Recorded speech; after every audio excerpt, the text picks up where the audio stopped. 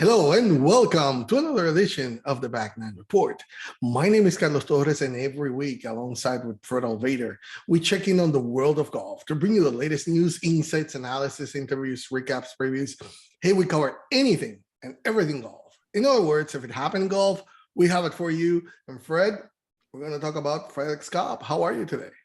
It's Labor Day, Carlos, so it must be the end of the golf season, right? I mean, we only got like 4 months left in the year, but I guess the year's over. So that's the way things work. Football season is starting. So we had the big Tour Championship this weekend, and Patrick Cantlay walked away with a big check. Do you think that was a good deal? What do you think? Well, Patrick Cantlay definitely seems to be to be fulfilling what was thought about him some years ago. But he was really on the verge of losing that two-shot lead on one of the holes there with nothing less than the FedEx Cup. Okay? It was $50 million prize, and his newfound reputation as Patty Eyes on the line. That was all that he was. Only he was going to lose that. But anyway, he was clutch as ever in his biggest moment Sunday in the Tour Championship. He made that nervy 6-foot bogey putt on 17 hole. That was an up and down for the ages. I mean, the way that he made it. So he stayed one shot ahead of Jon Rahm going into that par 5 18 hole at East Lake, and he hit his longest drive of the week. I don't know where he went from. That 361 yards right down the middle. Jon Rahm was already in the fairway, so you would have said, okay, he's going to have some nervous going there. No, he did. And that final shot was a 6-iron from 218 yards, 12 feet, the closest anyone was all day. So he not only did the best shot all day, I mean, the best shot of the weekend. And that's when you know that he clinched all but that one-shot victory, the FedEx Cup. And we'll talk about this, maybe PGA Tour Player of the Year. He outlasted DeChambeau last week in a 6-hole playoff at the BMW Championship. And now 1 week later, we see him holding off the #1 player in the world with his one-shot victory here over Jon Rahm in the Tour Championship. That nickname only surfaced last week, but it seems like it's starting to stick. He never changed his expression. If you saw him until the end, he had let go that big smile. And when he tapped him for a birdie and it won under 64, he waved his captain thousands that were there around the green. And to me, Jon Rahm just couldn't get enough putts to fall. He stayed close all day. His shot into the 18 was equally special. He landed right next to the hole on the second bounce, rolling through to light rough just off the green. And they asked Patrick Cantlay after, and he said about, I expected him to chip for eagle because that's what he does. And he narrowly did it, but he couldn't. But anyway, the victory was for Patrick Cantlay, worth $15 million, which is $14 million in cash.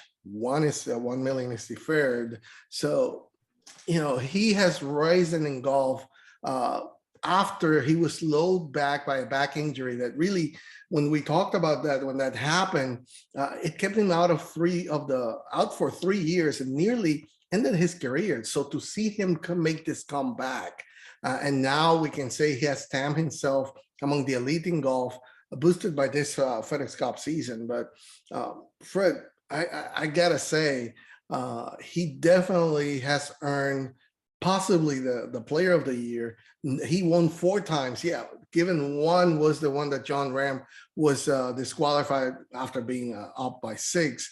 But hey, that's not his fault. He won there at the Memorial. But the thing is, he was the only one to win 4 times when nobody else won even more than 2. So he won the big time here in the FedEx Cup, the Tour Championship. He won the BMW Championship.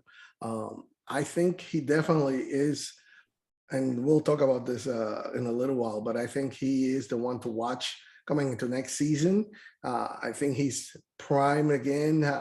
Incredible to think that 3 years and a little bit more, he was almost his career ended. And now he's the #1 player in the FedEx Cup. And possibly, he could challenge pretty soon Jon Rahm for the #1 in the world. Yeah, a couple of things in there that you talked about. Number one, the you know, he's not only had the back injury, but he had to kind of get his head right after his good friend and caddy was killed, right, back in 2016. So he came back from that. That knocked him for a loop for about a year. I mean, he didn't want to play. He had no desire to play. He didn't do anything. He was into depression. So he had to come out of that. The other thing is that he just never gets too up, too down, the name Patty Ice, right? And we talk about that. To play good golf, you have to just be on an even keel all the time. And that's what he does. And he's got a tremendous putter right now. Now, we've seen this before. Jordan Spieth couldn't miss putts for about 3 years. Then all of a sudden it went away. And, you know, now he's coming back. He's back on the upswing. But Cantlay right now has definitely put his name in the conversation. When you talk about the best, you got to put him in there with DJ, Rahm, Justin Thomas, Xander Schauffele, Jordan Spieth. These are the guys that you look at that when you see them in a tournament, they're the favorites. They're the guys that you're looking at. So he definitely moves into that category. But Carlos, I just could not get into this whole FedEx Cup playoff thing. It was great to see Finau win at the Northern Trust, you know, to get a big win. The playoff between DeChambeau and Cantlay at the BMW, that was kind of cool. But this whole playoff thing with his handicap, these shots, Rahm beat him every 3 of the 4 days. Rahm shot a better score. And Saturday, he was only 1 shot behind him. So Rahm outplayed him 3 of the 4 days, okay? And he was with him on the 4th day, and he still lost by a couple shots. So it all comes back to this handicap thing. Is that right? Is it wrong? I don't know. Rahm said he wasn't a fan of it before they were, you know, when the playoffs started. He still gets a big check. Rahm still is one of the top players in the world. And to finish up, one more thing about your thought on Player of the Year. Colin Morikawa kind of had that thing in the bag because he had a WGC win and the Open Championship win. But now, with what Cantlay has done with 4 wins, 2 of those in the playoffs, I'm sure that's going to trump everything else. So I don't know. I guess it's okay. But Carlos, my question to you is this the best we can do, this handicap format? Isn't there something better that energizes the thing a little bit? For me, this whole thing was a snoozer. Well, the thing is, they have been trying to look for ways to improve it. The latest incarnation on this is this handicap. And even Patrick Cantlay said before the start of the playoffs that he wasn't a fan of it, even though he had to. Right now he won, right? He started the postseason saying he did not like the format with staggered start, depending on the player's FedEx Cup position. No official victory for the lowest score of the Tour Championship, like you're saying.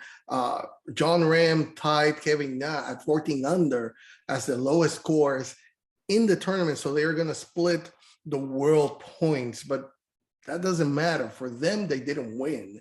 But again, it comes back to what happened before. You would win the Tour Championship, but then wouldn't win the FedEx Cup. And that started to feel like, oh man, you should win this and then officially win the the championship, the Tour Championship. See, to me, Carlos, it's still 2 separate things. I don't know why they have to lump it together. The FedEx Cup should be based on your play all year and the points you accumulate and what you do in the playoffs in addition to that. The Tour Championship is simply one more of the 45 events that they play all year. I don't know why they have to have one champion. But the thing is, it can become a snoozer anyway, because if you know John Ram, let's put it that way, John Ram would have had all the points, or in this case, it would have been Patrick Cantlay. He has all the points. He just has to be, let's say, top 5 or top 6 or whatever, like it was before. If he would be within some position finishing, you already know he's going to win because he has enough points. And that's what happened also, that even NASCAR changed to that playoffs, because it was a snoozer for them, because the last 3 or 4 races, it would have been like, oh, we know who's going to win the Winston Cup or whatever it is now in NASCAR. But in this case, the FedEx Cup, if you have somebody with a lot of points ahead, then you already know he's winning. So there's really no incentive to try to watch those last few tournaments, which is what they're trying to do. So it's good. Darn if you do, darn if you don't. It's a very difficult position for the PGA Tour, trying to see how you can keep the fans engaged starting, because right now football is about to start. So everybody's with their minds into it. And you have to try to see if you have to play up to your sponsors and try to keep the ratings up. I don't have an answer at this moment, but definitely it's not good that you see that you have to pick up so much points or so much shots to try to actually win it. Yeah, it's great that everybody from the 1st to the 30th have a chance. That's a good thing. But at the same time, I have to beat you by more than 10 shots if I'm one of the lowest. 4 rounds. That's a lot. 4 rounds. So it's not going to be easy. It's not going to be easy because but then again, playing devil's advocate, hey, if you wanted to have a better shot at winning the FedEx Cup, then you should have been higher. So it's a very difficult position there. To see how you can better this one. And as for the player of the year, John Ram also won the Varden Trophy for the lowest scores. He won the US Open, so he has also a major there. And he's the #1 player in the world. He has played the best throughout the whole season. So it's very difficult to see who's going to be. I'm sure that in the ballot will be Colin with his WGC and the British Open, John Ram, US Open, the Varden Trophy, #1 player in the world, and now Patrick Cantlay. So, but Patrick won 4 times. Again, goes to that debate whether the big tournaments count more than what you did on the FedEx Cup. And for what we have seen so far, at least a few years ago, it didn't matter at all winning the majors. Like Brooks Koepka, it happened to him, So anyway, it's going to be interesting to see. We know we have the Ryder Cup coming up next. So overall, it was a weird season. I know that the COVID-19 has made it a little difficult. Say to John Ram, right? I mean, he's the one that's going to tell you, yeah, I know it firsthand. Twice it happened. So anyway, what's your thoughts on the season? I want to mention one more thing. Kevin Na very quietly had a fantastic year. You mentioned him a second ago. He had 1 win, 5 top 10s, finished 3rd in the FedEx Cup here. He won over $3.6 million this year. That's before his bonus for the Tour Championship. So he's making a lot of money this year. So good thing for him. But very quietly, it seemed like he was up around the leaderboard all the time, all year long. Also, Brooks Koepka had to withdraw with wrist injury again. What do you think about that, Carlos, real quick? I'm sorry, repeat the question. Brooks Koepka had to withdraw with a wrist injury again. What do you think? Yeah, I mean, it was funny because he had a match with Dave Portnoy on Tuesday, I think it was, and there was this funny thing. Hey, Brooks deliberately planted a root on the fairway. Everybody knows there's no roots on the fairway, and hit it. So he couldn't win. He couldn't play against Dave, but that's just a funny part of it. But no, seriously, I guess we don't know the extent of it yet, but maybe it was more precautionary at the time. Maybe it was just difficult for him to keep playing, and no one could fault him. Hey, at the time, I don't think he had a chance anyway to win at anything. So he has to think about his health before anything else. So we'll see. I haven't seen anything from him yet on how, unless you have seen something, but I haven't heard anything lately from him or his camp on his condition. Obviously, the Ryder Cup is the next thing up. So we don't know how that could impact that, because we were talking about Patrick Reed that was not going to be here, and we all saw him play pretty well. I mean, compared to what he was saying, that he was even fearing for his life when he was in the hospital. That bad was his battle there. So now Brooks, I guess that no news is good news if we haven't heard anything bad about him. So Yeah, it was shocking to see that he had to withdraw. But again, it goes to what has been the norm for him the past couple of years: injury, trust injury, and after injury. And I don't know, but he's a guy that has proved us wrong. He has walked. He has played golf without even being able to bend to read the greens and played well. So I wouldn't count him out at being well. Yeah, you mentioned this is the end of the year, of course. Last tournament of the year, and we start a new season next week out in California. So for you, Carlos, I got a list of things here. What did you think was the biggest story in golf of the year on the PGA Tour? So I'll give you some things here to choose from. Tiger's accident, Patrick Cantlay winning the FedEx Cup, Finau breaking through with a big win at the Northern Trust, Stuart Sink winning a couple times in his late 40s. Also, then staying away from the majors right now, Spieth's return to prominence, or COVID is still an issue in 2021. COVID's still an issue in COVID 2021, but the biggest story to me, I mean, all of them are stories, right? And I would add to that Hideki Matsuyama's win in Masters. That's a big thing. Yeah, that's why I was just staying away from that. I was going to ask you one more thing about the majors. So okay, so I'll leave that one out. So yeah, because then we will have to talk about Phil and all that. But anyway, I think Tiger is the biggest story. Yeah, to me. It's biggest impact on PGA Tour. Biggest impact, yeah, because we're still like he's not even gonna make it to the Ryder Cup because of how he is still to it. All that we have seen is him still in crutches. We haven't heard anything. Of course, Tiger will always keep those things as private as possible. That's what we have come to learn from him throughout his whole life. Even in his career now that he's been trying to share more, well, he's still, iron guarding everything.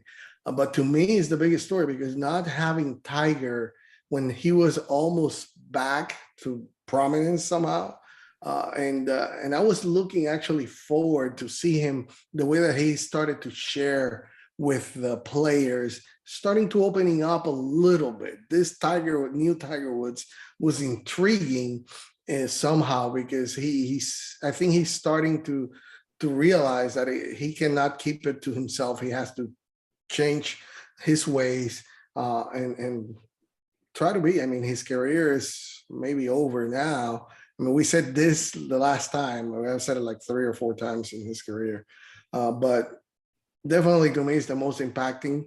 After that, I would say that Patrick Cantlay's arrival definitely it's right up there. I think that him and Jordan Spieth coming back to prominence, those would be 2 great guys to see battling up on top of the leaderboards, and maybe because they're those that represent the old classic way of playing. And that's the way I like it, and not the Bryson DeChambeau power ball and all this stuff.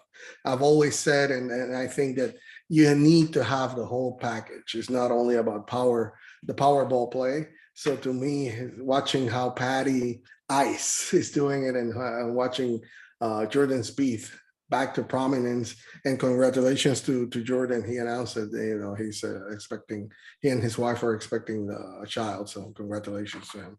So yeah, those are to me the 2 biggest ones. Then if we just talk about the majors, the most impressive major championship win, of course, that's Colin Morikawa winning the Open Championship, Rahm winning the U.S. Open. And I have to refer back here, when I'm talking about Patrick Cantlay, when I'm talking about Jon Rahm, if you can win at the Memorial, if you can win at Muirfield Village, you can win the big events. And that's what Cantlay did this year.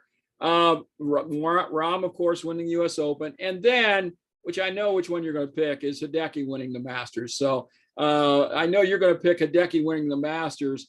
But that was big. That was very big for sure. But Phil winning the PGA Championship at 50 years old, that's off the charts. So you'll be surprised. That's the one that I was going to say was the biggest one to me. it was Phil winning at 50. And the way, it's not only that he won, it's the way that he won, the way that he did it, playing with that such confidence. Completely different than he would normally take. Yeah. It was. Hey, he hasn't done anything else after that. But again, the way that he played there, even if it was just a once in a lifetime time that he did it, nobody can take that away from him anymore. He did it. He's the oldest one to win a major, and hey, the way that he played was amazingly. That's all I got for you, Carlos.